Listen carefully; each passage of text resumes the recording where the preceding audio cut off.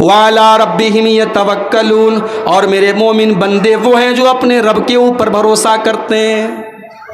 ہمارا بھروسہ کسی حکومت کے اوپر نہیں، کسی سرکار کے اوپر نہیں، کسی کی طاقت کے اوپر نہیں، ہمارا بھروسہ اللہ کی ذات پر ہے۔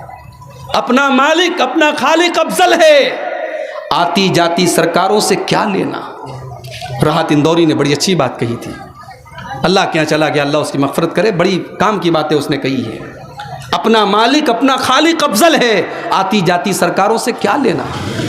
وَعَلَىٰ رَبِّهِمْ يَتَوَكَّلُونَ، میرے مومن بندے اپنے رب کی ذات پر بھروسہ کرتے ہیں۔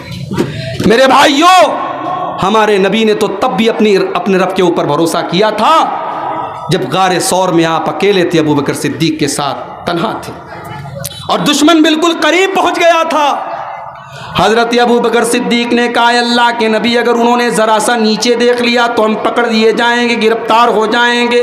اللہ کے نبی نے فرمایا، ما ظنک باثنین اللہ ثالثہما، اے ابو بکر ہم دو نہیں، ہمارے ساتھ تیسری ذات اللہ کی ہے، تیسرا اللہ بھی ہمارے ساتھ ہے، اس کی مدد ہمارے ساتھ ہے، اس کا سپورٹ ہمارے ساتھ ہے۔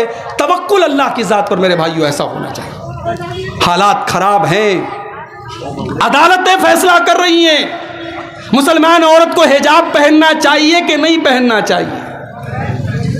مجھے کبھی کبھی حیرت ہوتی ہے کہ اب کیا ہمارے مذہبی مسائل عدالتوں میں حل ہوں گے؟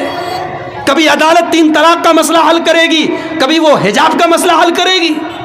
نہیں میرے بھائی، یہ ہمارا مذہبی معاملہ ہے، اور ہمارے دیش کا سنویدھان، ہمارے دیش کا آئین ہر ہندوستانی شہری کو اجازت دیتا ہے کہ وہ اپنے دھرم کے انوسار عمل کر سکتا ہے، اپنے دھرم کے مطابق عمل کر سکتا ہے۔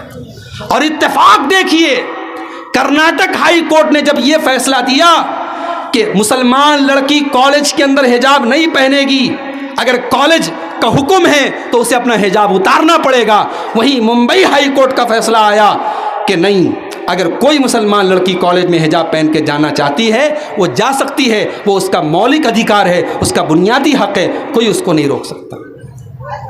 اور بڑے افسوس کی بات یہ ہے کہ ملک کے بڑے بڑے عہدوں پر بیٹھی ہوئی شخصیتیں آج دوہرا ماپدنڈ اور دوہرا معیار ان کے یہاں ہے۔ جب کرناٹک کے ایک مندر کے اندر دلت عورتوں کے جانے پر پابندی ہے، کرناٹک کے ایک مندر میں عورتیں نہیں جا سکتی، اور جب وہاں کی ہائی کورٹ نے یہ کہا کہ عورتیں جا سکتی ہیں، تو ہمارے ملک کے بہت بڑے نیتا نے اور ہمارے ملک کے بہت بڑے لیڈر نے کہا تھا کہ عدالتوں کو مذہب کے معاملات میں نہیں بولنا چاہیے۔ اور آج وہی ملک کا لیڈر، جب حجاب کے مسئلے میں ہائی کورٹ کا فیصلہ آیا، کرناٹک ہائی کورٹ کا، تو وہی ملک کا لیڈر اور ملک کے بہت بڑے عہدے پر وہ آدمی فائز ہے، وہ آدمی بیان دے رہا ہے کہ مسلمانوں کو عدالت کا فیصلہ مان لینا چاہیے، عدالت کے فیصلے پر کوئی اعتراض نہیں کرنا چاہیے۔ ڈبل اسٹینڈرڈ کیوں ہے میرے بھائی، ڈبل معیار کیوں ہے؟ لیکن میں آپ کو بتانا چاہتا ہوں، آج معاملہ ہمارے حجاب تک پہنچ چکا ہے۔ ابھی تو بہت ساری چیزیں سامنے آئیں گی، مگر ہمیں اور آپ کو اپنی قوم کے حالات کو بہتر بنانے کی کوشش بھی کرنا ہے، تعلیم پر بھی توجہ دینا ہے، اپنی معیشت کو بھی مضبوط بنانا ہے، اور ساتھ میں یہ یقین رکھنا ہے کہ ہمارا رب اللہ ہے اور ہم اسی کی ذات پر بھروسہ کرتے ہیں۔ اگر وہ نہیں چاہے گا، دنیا کی کوئی طاقت ہمارا کچھ نہیں بگاڑ سکتی۔ اور آج ہمارے اعمال ایسے ہیں، ہمارے کرتوت ایسے ہیں کہ آج مصیبتیں ہم پر پے در پے لگاتار آ رہی ہیں، لیکن اب بھی اگر ہم اس مالک کی طرف لوٹ جائیں، اس کی طرف رجوع کریں، تو وہ مالک ہمیں مایوس نہیں کرے گا۔ اس مالک کے اوپر بھروسہ کرنے والا کبھی مایوس نہیں ہوتا۔ حضرت موسیٰ علیہ السلام کو دیکھو، موسیٰ علیہ السلام اپنی قوم کو لے کر کے جا رہے بنی اسرائیل کو، اور پیچھے فرعون آ رہا ہے اور سامنے دریا ہے۔ جب دریا کے پاس پہنچے تو حضرت موسیٰ کے ساتھیوں نے کہا، انا لمدرکون، اے موسیٰ اب تو ہم پکڑ لیے جائیں گے، سامنے دریا ہے، پیچھے فرعون ہے، اور تیسرا کوئی آپشن نہیں ہے، کوئی راستہ نہیں ہے۔ حضرت موسیٰ نے کہا، کلا ان معی ربی سیہدین، نہیں ایسا نہیں ہو سکتا، میرا رب میرے ساتھ ہے، میرا رب میرے ساتھ ہے، میرا رب ضرور میری مدد کرے گا۔ ابھی موسیٰ علیہ السلام کی زبان سے یہ جملہ نکلا کہ اللہ نے موسیٰ علیہ السلام سے کہا کہ اے موسیٰ ذرا اپنی لاٹھی کو تم پانی کے اوپر مارو۔ حضرت موسیٰ نے اپنی لاٹھی کو پانی کے اوپر مارا، فانفلق فکان کل فرق کالطود العظیم۔ قرآن کہتا ہے کہ پانی پھٹ جاتا ہے اور پانی کے بیچ میں راستہ بن جاتا ہے، اور موسیٰ علیہ السلام اپنے ساتھیوں کے ساتھ اسی راستے کو پار کر جاتے ہیں۔ اللہ کی ذات پر اگر بھروسہ ہو تو سمندر میں راستہ بن جاتا ہے۔ اللہ کی ذات پر اگر بھروسہ ہو تو ابراہیم علیہ السلام کے لیے ایسی آگ تیار کی گئی کہ پورے گاؤں کو اس آگ میں جلایا جا سکتا ہے۔ اس آگ اتنی خطرناک آگ تھی کہ علامہ ابن کثیر نے لکھا کہ گاؤں کے اندر کوئی عورت کا اگر بچہ بیمار ہوتا تھا تو وہ نذر مانتی تھی، وہ منت مانتی تھی کہ اگر میرا بچہ ٹھیک ہو گیا تو ابراہیم کے لیے جو آگ تیار ہو رہی ہے میں اس میں اتنی لکڑیاں ڈالوں گی۔ اتنی خطرناک آگ تیار ہوئی تھی۔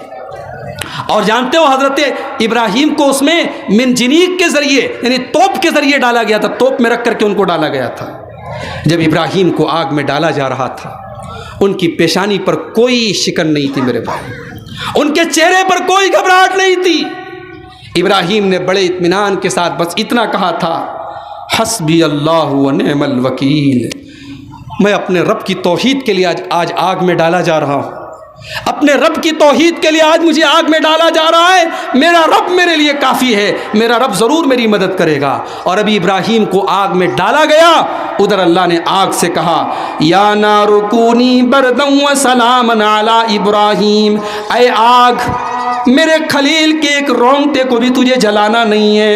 اے آگ آج تک تو نے دنیا کو جلایا ہے، آج میرے خلیل کے ایک رونگٹے کو بھی تو جلانا نہیں، تو سلامتی والی بن جا، تو ٹھنڈی بن جا میرے ابراہیم کے لیے۔ اور حضرت ابراہیم صحیح سلامت آگ میں سے نکل کے چلے آئے۔ وَعَلَىٰ رَبِّهِمْ يَتَوَكَّلُونَ، میرے مومن بندے اپنے رب کی ذات پر بھروسہ کرتے ہیں۔ میرے بھائیوں، ہندوستان کے موجودہ حالات میں اس صفت پر اور اس کوالٹی پر ہمیں اور آپ کو توجہ دینے کی ضرورت ہے۔ اپنے رب کی ذات پر ہمیں بھروسہ کرنے کی ضرورت ہے۔